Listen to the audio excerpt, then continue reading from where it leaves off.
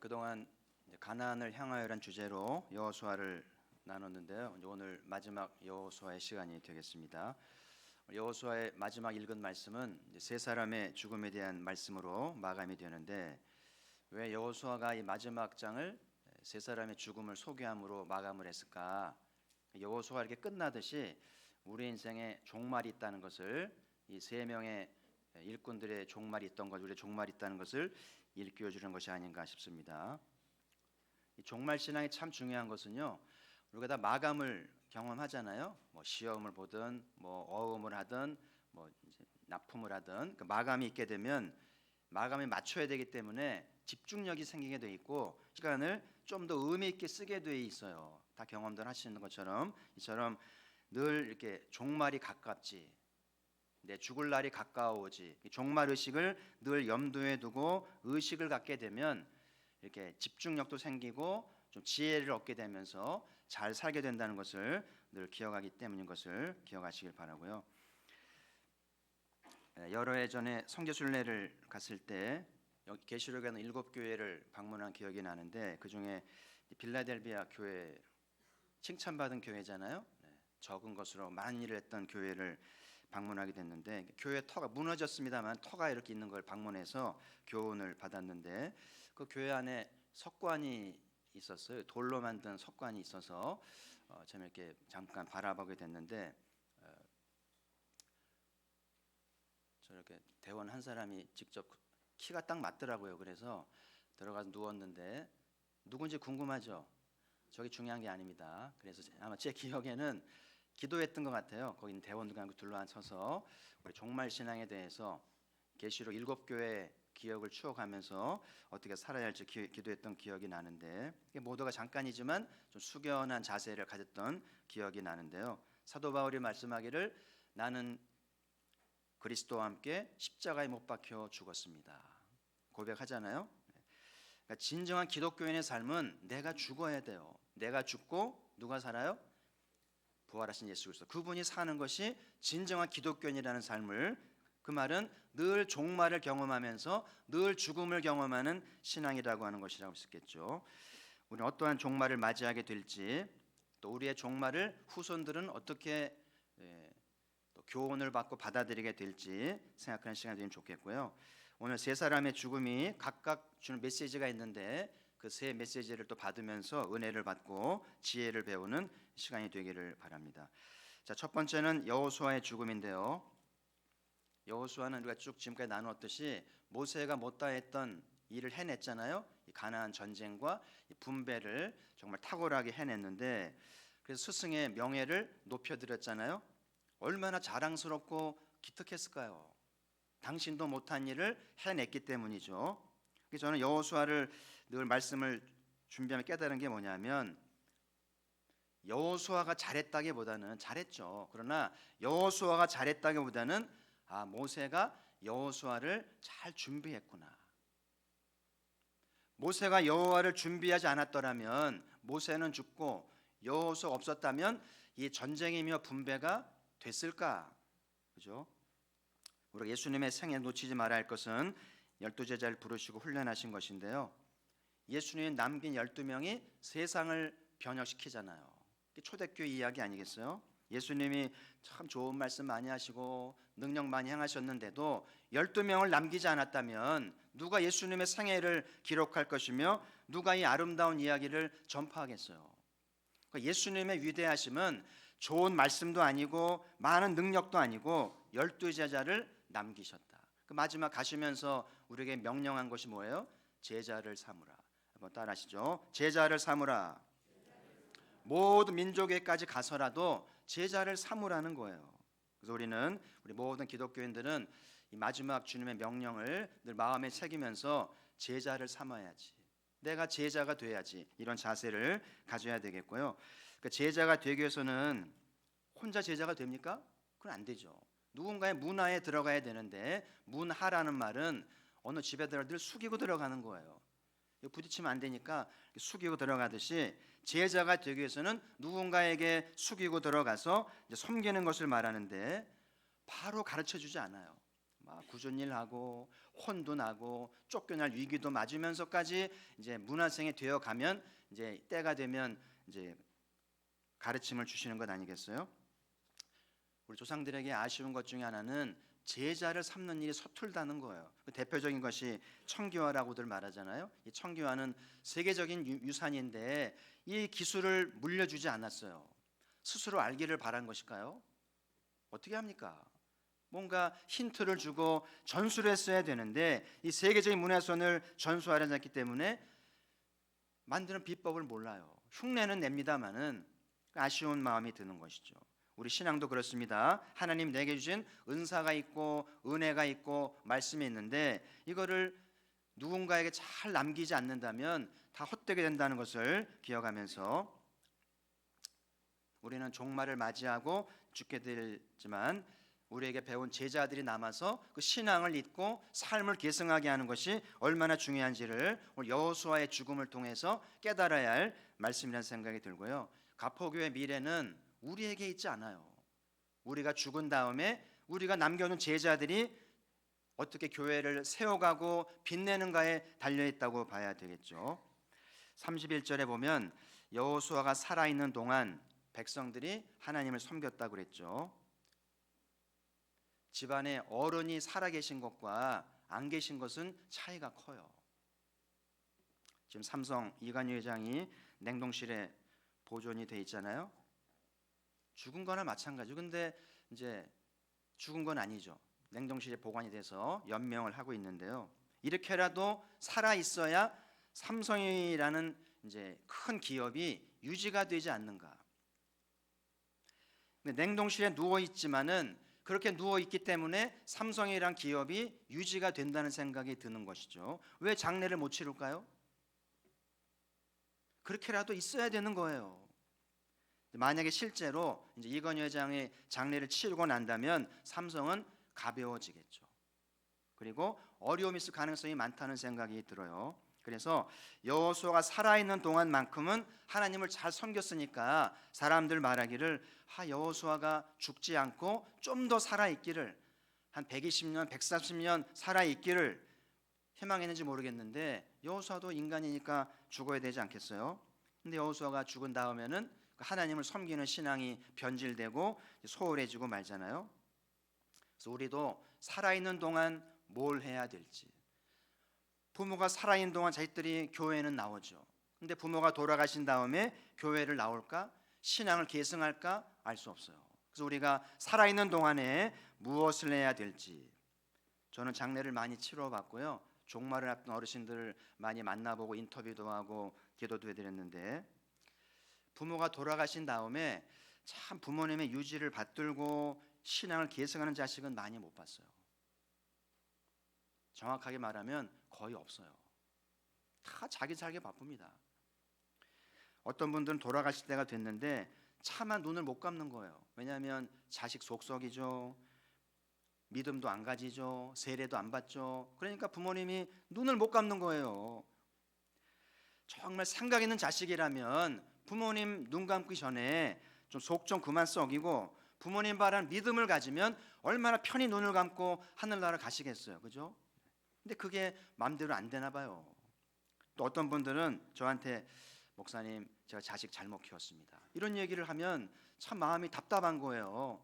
참 청춘을 바치고 애를 낳아서 그 가난을 이겨내면서 잘 키워냈는데 그렇게 말하는 부모의 심정이 얼마나 속이 썩으셨을까.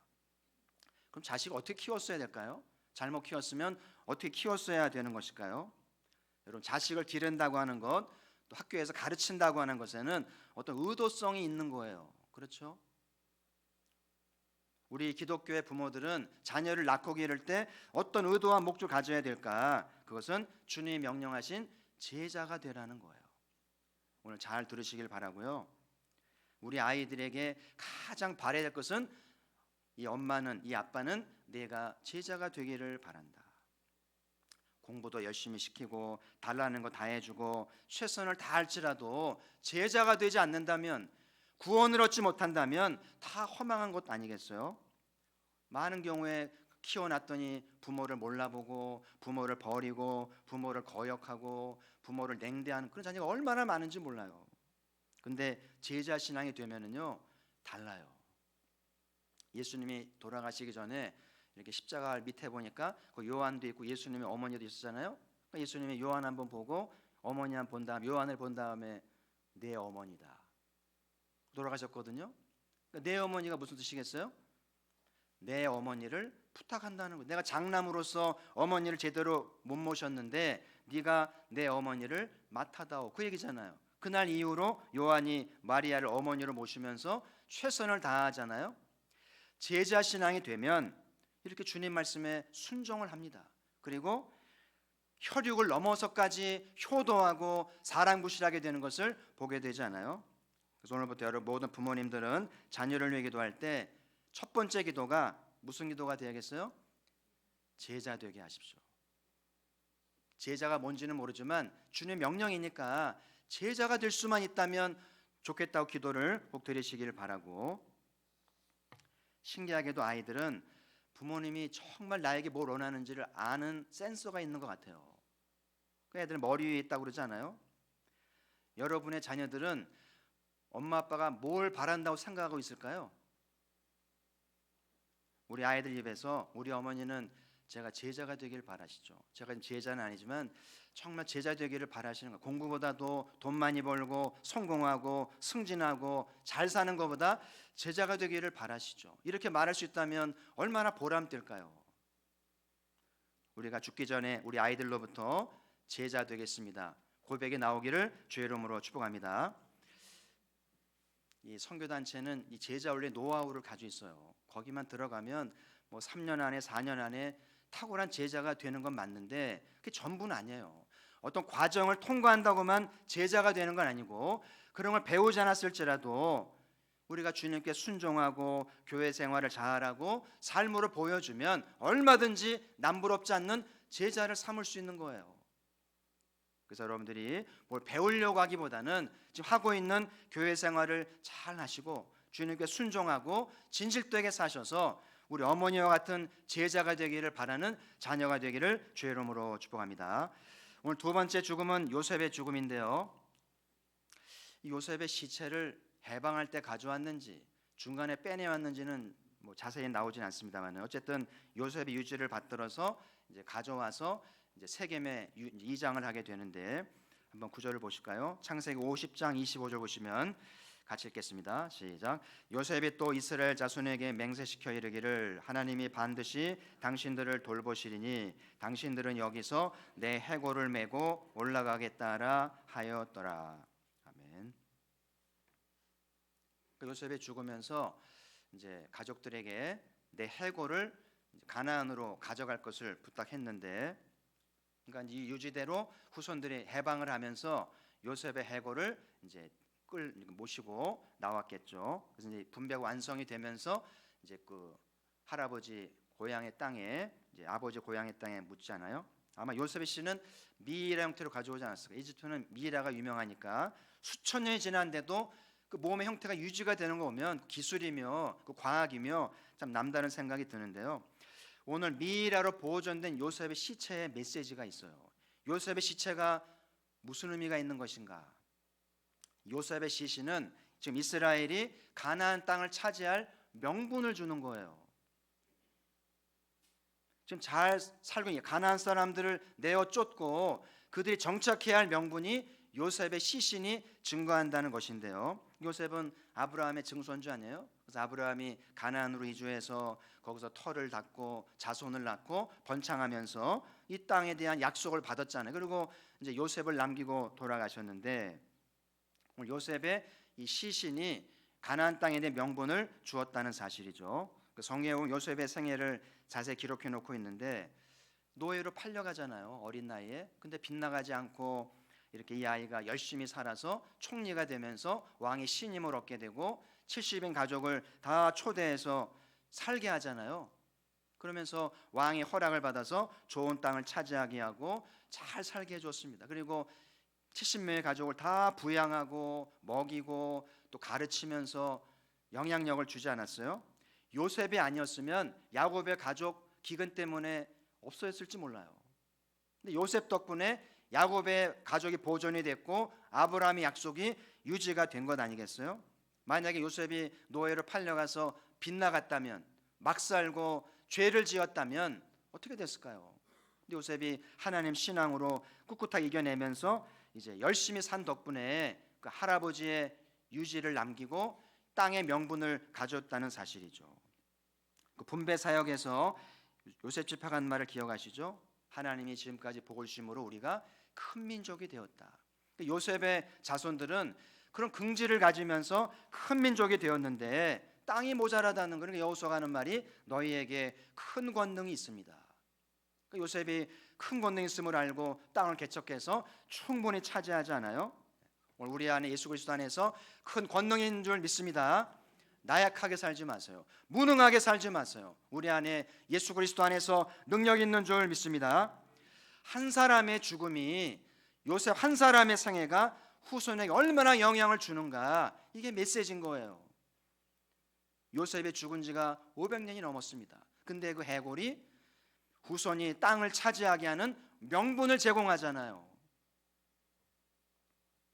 앞으로 우리의 죽음은, 우리의 시체는, 우리의 해골은 어떤 명분을 남길지, 어떤 영향력을 줄지, 이게 중요하다는 것이죠.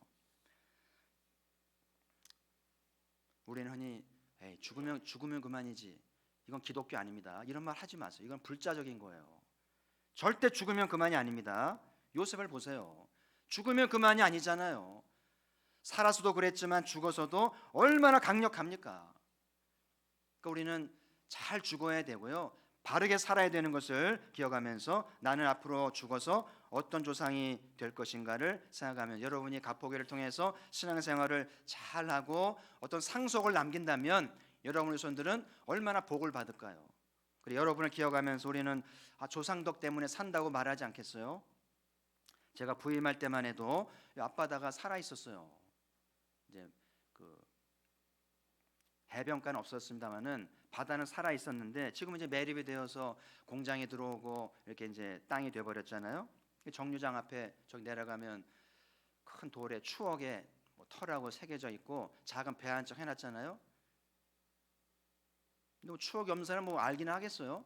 추억 있는 사람이야 기여를 하겠습니다만은, 과연 가포교회는 주님 오실 때까지 이 땅이 보존이 될까요? 우리 땅이 아니니까 확신할 수 없어요. 나라가 허락해 줄지 두고 봐야 되겠습니다만은, 어쩌면 여기 가포교회가 있었습니다 팻말이 남을지도 모르겠어요. 그렇게 될지는 몰라도 중요한 것은, 그 터보다 중요한 거는, 건물보다 중요한 거는 우리 가운데 요셉 같은 사람이 있어야 된다는 게 중요한 사실이죠. 오늘 말씀을 듣는 저희 가운데 요셉 같은 사람이 있어서 교회를 빛내고 후손을 빛내는 영향력 있기를 주의 이름으로 축복합니다. 남은 생에 좀 잘 사시면 좋겠어요. 좋은 일 많이 하시고 잘 사셔서 좋은 명분을 남겨서 후손들이 복받게 하는 요셉 같은 생애가 되기를 주의 이름으로 축복합니다. 자, 세 번째, 엘라살의 죽음인데요. 오늘 엘라살은 아론의 아들이잖아요. 이 모세와 아론은 짝이었어요. 출애굽을 할 때 두 사람이 짝이 돼서 해방 역사를 이루게 됐는데, 아론이 없었다면 모세는 아마 부름 받들지 않았을 거예요. 트라우마가 있었거든요. 사람들 앞에 서고 연설하는 것에 대한 상처가 있었기 때문에 하나님이 아론이 있지 않느냐, 그래서 허락을 했고 출애굽을 이루어냈는데, 그러니까 모세에게 아론은 굉장히 중요한 인물이죠. 잘 협력하고 도와주고 격려하고 용기를 주는 짝이었는데, 그래서 아론은 성막을 섬겼잖아요. 이스라엘의 성막은 이스라엘이 이렇게 구심점이 되게 하는 거예요. 12지파가 성막을 중심으로 야영을 하잖아요. 그 중심에 성막이 있다는 거죠. 성막 때문에 공동체가 하나가 되고 구심점을 이루게 되는 거예요. 그 성막을 섬긴다고 하는 것은 굉장히 중요한 것이고요. 오늘날 우리 교회가 무슨 기능을 하는가? 온 교회가 하나님을 예배하면서 하나가 되는 줄 믿습니다. 예배가 중요하고 교회가 중요한 거예요. 그리고 아론은 이스라엘이 제사장 나라가 되기 위해서 섬겼잖아요. 그러니까 모세는 전쟁을 치르고 가나안 민족과 협상을 하고 공동체 전반을 책임지는 동안에 여호수아는 성막을 섬기고 예배를 섬기면서 영적 공동체가 되게 하는데 기여했잖아요. 그래서 모세 아론이 죽은 다음에는 여호수아와 엘르아살이 또 짝이 돼서 사역을 하게 되는데, 땅을 분배할 때 땅은 참 민감하잖아요. 잘못하면 싸움 납니다. 근데 분배 사역이 원만하게 잘 이루어진 걸 나누었잖아요. 기적적입니다. 그 비결이 뭘까요? 성경을 한번 보겠습니다. 여호수아 19장 51절인데요. 같이 한번 읽어보죠. 시작. 제사장 엘라살과 눈의 아들 여호수아와 이스라엘 자손의 지파의 족장들이 실로에 있는 회막문 여호와 앞에서 제비 뽑아 나눈 기업이 이러하니라. 이에 땅 나누는 일을 마쳤더라. 그러니까 분배를 잘 마치면서 이 말씀을 남겼는데 보면 엘라살과 여호수아가 분배 사역을 주도한 것인데, 엘라살이 앞에 있잖아요. 이 순서가 중요하잖아요. 그렇죠? 그러니까 여호수아보다 엘라살이 앞에 있는 것은 분배에서의 만큼은 엘라살 영향이 컸다는 것으로 짐작할 수 있죠. 그래서 하나님은 모세와 아론도 그렇고 여호수아, 엘라살도 그렇고 늘 짝을 줘서 일하게 하신다는 것을 우리도 기억하면서, 여호수아의 두려움이 많았다고 그랬잖아요. 그때마다 하나님이 두려워하지 말라 말씀을 줬는데, 더 중요한 것은 엘라살을 주셔서 여호와의 두려움이 생길 때마다 엘라살이 여호수아를 격려하고 용기를 주게 했다는 것이 중요하잖아요. 엘라살은 두려워하지 맙시다. 직접 옆에서 하나님의 말씀을 대언하면서 격려했다고 하는 것을 오늘 기억하면서, 하나님이 얼마나 좋으신 하나님인지, 짝을 주셔서 용기를 주고 격려했다고 하는 것이 얼마나 중요한지. 그래서 바울에게는 바나바를 주셨잖아요. 그래서 둘이 합쳐서 안디옥 교회를 개척하고 세계 선교회 문을 열게 하잖아요. 왜 하나님은 짝을 주어서 일하게 하시는 것일까? 한 세 가지를 소개하려고 하는, 첫 번째는 분담하게 하시려는 것인데요. 너희가 서로 짐을 나누어지라 그랬잖아요. 혼자 하면 힘들지만 서로 분업하면, 분담하면 수월하지 않겠어요? 모세와 아론이 일을 분담했습니다. 모세는 바깥일하고 여호수아는 안에 일을 합니다. 여호수아, 엘라살도 일을 분담했습니다. 한 사람은 끌고 한 사람 뒤에서 밀고, 얼마나 수월해요. 전도서 말씀 볼까요? 한 사람이면 패하겠거니와 두 사람이면 맞설 수 있나니 세 겹줄은 쉽게 끊어지지 아니하니라. 여러분, 세상 일이 혼자 하는 일도 있죠. 혼자 안 되는 거 너무 많고 변수가 많잖아요. 혼자서는 패할 수밖에 없다. 그러나 둘이면 맞설 수 있다. 셋이면 끊어지지 않는다. 할렐루야. 영적 원리가 그래요. 왜 부부가 되게 했는가? 왜 가족이 되게 했는가? 왜 한 교회가 되게 했는가? 짝이 되라는 이야기죠. 짝이 되어서 서로 분담하고 일을 나누어서 하라는 뜻이겠죠. 두 번째 이유는 시너지 효과 때문인데, 제가 이 얘기는 여러 번 드렸습니다만은, 말을 시험을 했잖아요. 말 한 마리가 끌 수 있는 힘이 4톤이라고 그래요. 평균적으로 4톤을, 굉장한 거죠. 근데 두 마리를 묶어서 끌게 했더니 몇 톤을 끄냐면 24톤을 끕니다. 6배죠. 말을 따로따로 끌었으면 8톤을 끌어갔으니까 24톤 옮기려면 6마리의 말이 필요한데 2마리면 되잖아요. 그렇죠? 4마리는 전략하는 거 아니겠어요? 그러니까는 둘이 합치니까 16톤이라는 힘이, 없던 힘이 발생한 거잖아요. 각자 있으면 나타나지 않은 힘인데 둘이 합치니까 16톤이 어마어마한 힘이 나오잖아요. 이게 경영학이 말하는 시너지 효과예요. 가포교회가 시너지가 나오려면 어떻게 해야 될까? 저는 교회를 오래 섬기면서 모든 지역교회는 이 시너지 효과가 나올 가능성이 많다고 믿는 사람인데요. 보세요. 어려서는 반모임으로 큽니다. 유치부 때부터 계속 가잖아요. 교회 안 옮기면 40년, 50년, 60년 같이 있는 거예요. 우정을 나누는 겁니다. 그렇죠? 그러다 어른이 되면 남성교 여전대로 가면서 또래 모임을 하게 돼 있잖아요. 그러니까 이 또래들이 오래 같이 있으면서 시너지가 나온다면 얼마나 강력할까요? 그러니까 반모임 아이들이 똘똘 뭉치고 남녀성교회가 똘똘 뭉쳐서 시너지가 나온다면 16톤의 수모님이 나온다는 거잖아요. 그렇죠? 저는 이것이 선교단체는 없는 지역교회의 강력한 힘입니다. 지역교회 자랑거리죠. 선교단체 사람들 만나면 이거 얘기합니다. 너희들이 없는 것이 교회 안에 있다. 교회를 함부로 여기지 마라. 늘 얘기를 합니다. 그걸 알죠. 오늘도 우리 안에 성령이 충만하시, 성령이 하나 되게 하심으로 놀라운 시너지가 나오기를 주의 이름으로 축복합니다. 오직 성령으로 충만하면 시너지는 나오게 돼 있는 거예요. 가포교회가 이런 시너지가 나오길 바라고요. 여러분의 집안도 우리의 모임도 시너지가 나오길 바라고요. 세 번째 짝을 주신 것은 서로 의지하라는 것인데요. 여러분, 사람은 의존적입니까? 독립적입니까? 어릴 때는 100% 의존적이죠. 핏덩어리는요 절대 의존이죠. 그죠? 근데 크면서 내가 할 거야, 독립적이 되죠. 그러다가 또 나이가 들면 지팡이 의존하고 자식 의존하고, 자식 없이 장래가 치러지겠어요? 의존하게 돼 있죠. 그러니까 인생은 결국 의존과 독립을 반복하는 거구나, 이런 느낌을 받게 되는데요. 예수님도 70인을 전도 보내면서 2명씩 짝을 지은 것도 의지하라는 거죠. 얼마나 두렵겠어요. 근데 서로 의지하고 용기를 주니까 해내는 것 아니겠어요? 지난주 소개한 훈련을 드는 제자의 제자작 10가지가 나오는데 그 중에 한 개 눈에 띄는 것이 제자가 되려면 독립적이지 않아야 된다, 이런 말이 나와요. 독립적 기질을 가지지 않아야 된다. 그래서 그런 문장이 나와요. 내가 원하는 대로 되지 않으면 이 일에 참여하지 않겠다는 거예요. 이런 사람이 있습니다. 내가 원하는 대로 해야 교회를 떠나지 않고 이 일에 참여하겠다. 또 어떤 사람은 나는 하나님 말씀만 듣지 사람 말 듣지 않습니다. 전형적인 독립적인 사람들이에요. 이런 사람은 제자 되기 어렵다는 거예요. 제자가 되려면 독립적인 걸 내려놓고 잘 따를 줄도 알고 생각을 내려놓아야 되고, 그래야 분담도 이루어지고 시너지도 나오고 의지하게 되잖아요. 근데 너무 독립적이면 시너지도 안 나오고 의지도 안 되고 분담도 안 되는 거예요. 그래서 참 귀한 가르침이 되는 것이죠. 그래서 여러분들 제자가 되려면, 엘라설처럼 되려면 독립적인 기질을 내려놓고 훈련돼야만 되는 것이죠. 엘라살은 여호수아를 보면은요 거의 존재감이 없잖아요. 몇 번 나오지도 않죠. 그런데 여호수아 다 한 줄 알았는데 가만히 묵상을 해보면 엘라사의 존재는 생각보다 컸습니다.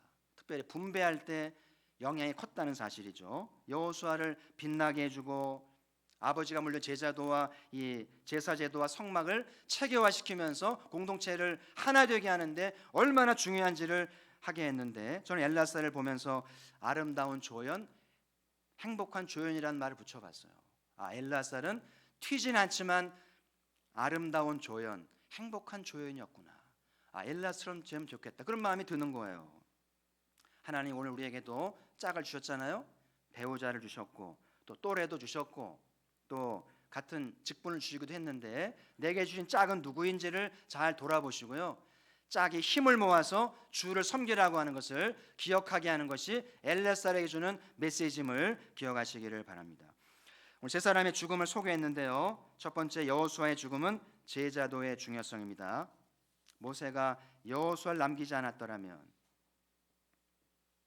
제자를 남기라는 것이죠. 그래서 모두 부모님들은 내가 낳은 아이들이 다 제자가 되라고 부탁하시고 기도하시길 바라고, 먼저 좋은 제자가 되시고 좋은 제자를 만들 줄 알아야 되는데, 제자 훈련은 다른 것이 아닙니다. 교회 생활 잘하면 돼요. 그리고 순종하시고 부부가 서로 잘 사랑하시고 직장 생활 잘하는 거 애들이 보여주면 그게 제자 훈련이 되는 거예요. 그래서 아버지처럼 어머니처럼 교회 생활 잘하고 결혼 생활 잘하고 직장 생활 잘하는 것만이야말로 더 좋은 제자가 어디 있겠어요. 이런 제자가 되기를 주의 이름으로 축복합니다. 요셉의 죽음은 땅의 명분을 제공했어요. 요셉의 시신이 아니었으면 가나안 사람 절대 나가지 않죠.